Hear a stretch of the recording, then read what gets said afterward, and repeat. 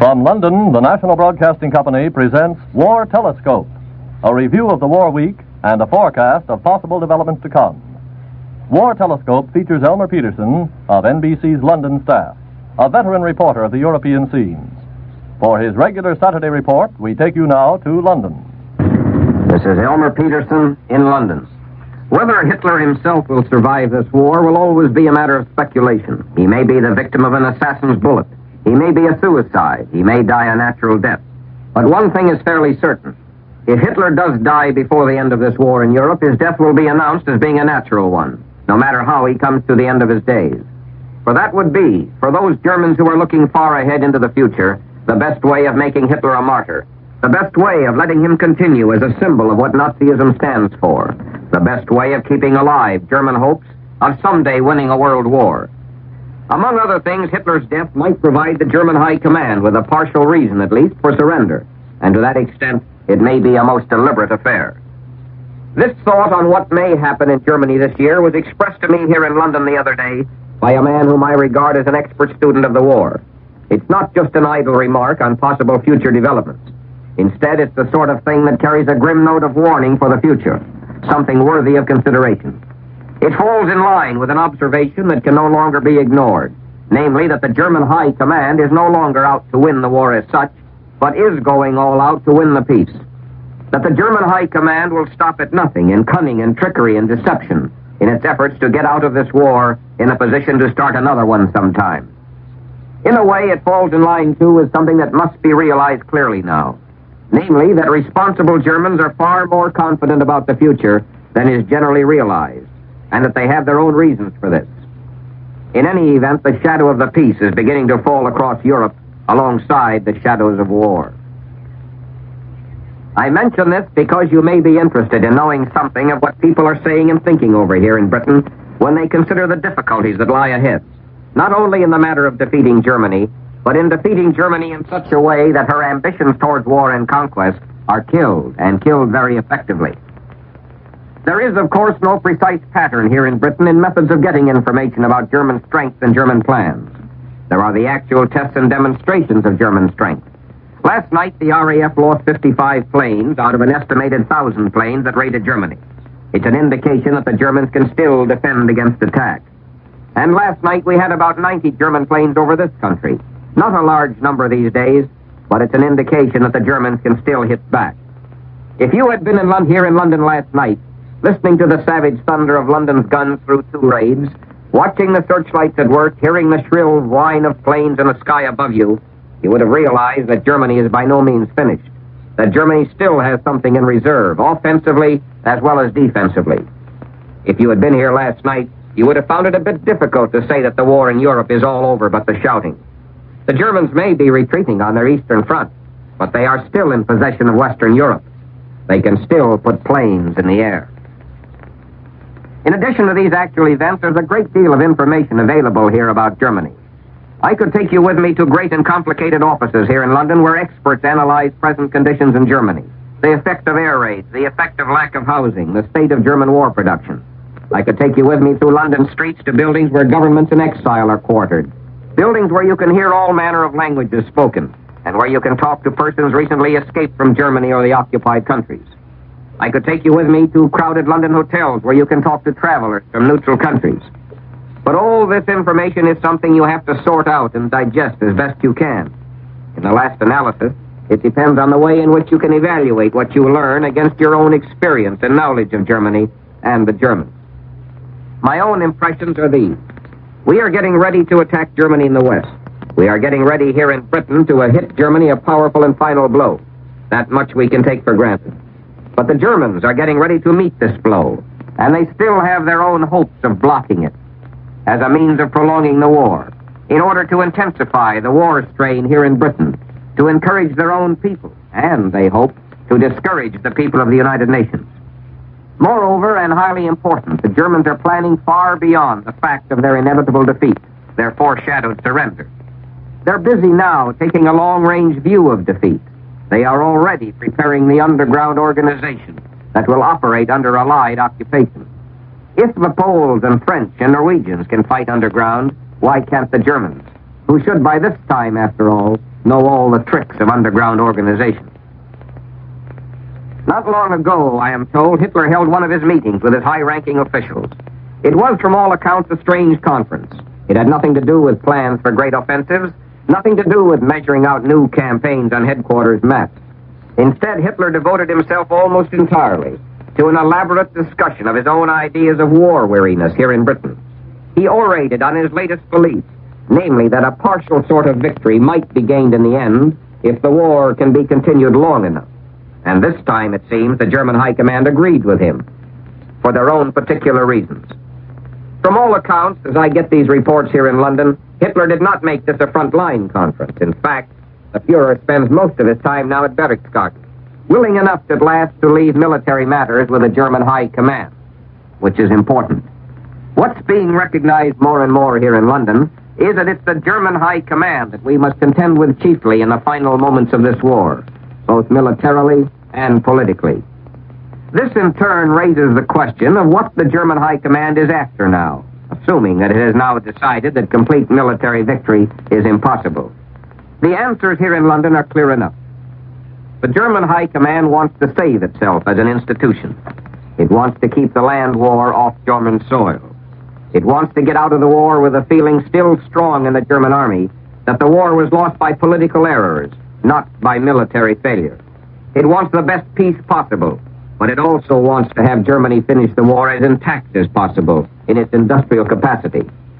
In short, the German High Command is scheming now to achieve the best possible circumstances for surrender. What the German High Command wants and what it's going to get are, of course, different things entirely. But as one pieces together the information available here in London, its plans may be something like this. First, to retreat out of Russia, fighting all the time to cut down Russian reserves, in hopes of eventually holding a line beyond which the Russian progress will be very slow and costly. By that time, the Germans may hope to send more of their strength into Western Europe in an effort to block the coming invasion. And by the time the Allied air raids on Germany undoubtedly will have reached the stage where the German High Command can use these air raids as an excuse for surrender, and it will have to have an excuse. Not only an excuse for surrender, mind you, but an excuse for forcing a military government to replace ostensibly the Nazi regime. Hitler will have to be taken out of the picture completely, and his death, real or accidental, shall we say, might prove a valuable argument for the German High Command. In any event, what must be borne in mind as one sees the situation from here in London is that the German military leaders will prefer to surrender with the excuse of air raids on German cities than to surrender with the admission that the German army has been defeated. The blame would thus go to the Nazi Party. And as I have said before, there is good evidence that the German soldiers, who are still fighting hard, with no signs of failing morale, have been quietly indoctrinated for a long time now, with the idea that the Nazi Party is responsible for the bombing of their cities and homes, not the German army as such. At any rate, it's interesting here in London now to see how the German High Command is being emphasized as the final enemy, and not alone the Nazi Party leaders. Certainly there's a good chance that the final efforts at trickery are going to come from those men in Germany to whom war is a profession, and who are now thinking of possible future wars as well as this one. In all of this, the German High Command has its deep and serious problems. The German home front must be maintained in morale, in production, in transport. There's still a good possibility, after all, that the German war machine, even when turned fully towards defense, may collapse like a pricked balloon under the great and solid blows still to come from all directions. The Germans are, after all, counting on time which they may not get. And if the German military leaders are looking ahead to a third war, and they are, there would be no particular point in their giving up, with German war industry so pulverized that it can never be restored, with German cities smashed to the point where they will be practically eliminated. How and when to surrender is going to be important to the Germans. And there's good reason to believe the Germans, despite their hopes and plans for prolonging the war, aren't going to get all the time they need and want. Quite aside from the invasion of Western Europe, they're going to be subjected from now on to an ever-increasing weight and range of air attacks by Allied strategic air forces here in Britain and operating also from new bases in Italy. I can report that heavy American bomber strength is being constantly increased for this purpose, both in planes and crews. At the moment, it's officially estimated here that American air forces, through their great raid on Schweinfurt and subsequent raids on German fighter plane factories, have destroyed about 40% of German fighter plane strength. And there will soon be a full-scale crisscross air offensive against German factories that will be unprecedented in effectiveness. Lieutenant General Carl Spaatz, commanding general of the newly created United States Strategic Air Force, both here and in the Mediterranean, had a word to say about this today. In his first press conference in his new headquarters somewhere here in Britain, he faced some 75 war correspondents and made a simple, direct statement that bespeaks the future very well. Our sole objective, said General Spaatz, is to drop the maximum weight of bombs on the right targets in Germany in the quickest possible time. And so we are approaching, as I view the situation here in London, a tremendously vital period in this war. The Germans have their plans and they're gambling on time. Time to get back to something like a one-front war if possible. Time to put through new campaigns to encourage discord among the Allies. Time to pretend that they're getting separate peace offers from one side or the other. Time to devote to defensive measures entirely all their undoubted ingenuity and organizational ability. Time, for that matter, to decide carefully the question of whom they want to surrender to and when they want to surrender. And let there be no mistake about it, the Germans are going to fight to get that needed time. Still, it's no longer a question, really, of whether we can win this war in Europe. It's also a question of whether we can win it the way it should be won. Beyond the problems of invasion, there are the possible great problems of how to deal with a situation which the German army may surrender without admitting in its collective heart and mind that it's beaten. How to deal with a situation which the German High Command may, through the very medium of its surrender, try to play one side of the United Nations against the other. In their new efforts to propagandize separate peace rumors, the Germans show they haven't lost any time in trying to take advantage of that published rumor in a Moscow paper. Here in Britain, you can sense the developing tension now as we move towards this time when the final showdown will come. The British people may be optimistic, but they don't expect to have much time to be complacent. Last night's raid on this country and on London have only strengthened the belief here that the punishment and sacrifice of this war in Europe is by no means over. It's freely admitted that the Germans aren't going to try to block the invasion by measures on the continent alone. The Britons expect to have a good share again of the flame and fury of air raids. The British Home Guard may yet have its chance for action in warding off retaliatory land action in this country. But if the Germans expect the British to break under war weariness, they're mistaken.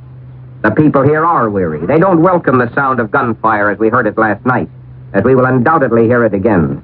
But it's going to take some tremendous attacks to break the steady rhythm of the war effort here. Last night, during every break in the barrage, I could hear the clear, steady sound of footsteps along the streets, the clear, unalarmed sound of voices in the darkness, and it was curiously and encouragingly symbolic. There was a steadiness about London last night which was stimulating, and somehow you sense here now that it's a time for steadiness. The days grow longer here. Each day we gain a few minutes more of daylight before the blackout curtains have to be drawn. And little things like that also seem symbolic of the future. And we're getting less and less of the fine-sounding predictions here about the future, which also seem suitable to the present moment. The feeling here now is that this is the time to watch the enemy, the time to give him full credit for what he may still be able to do. This is Elmer Peterson in London, saying goodbye on this program until this time next week. You've been listening to Elmer Peterson and his weekly war commentary from London. This is the National Broadcasting Company.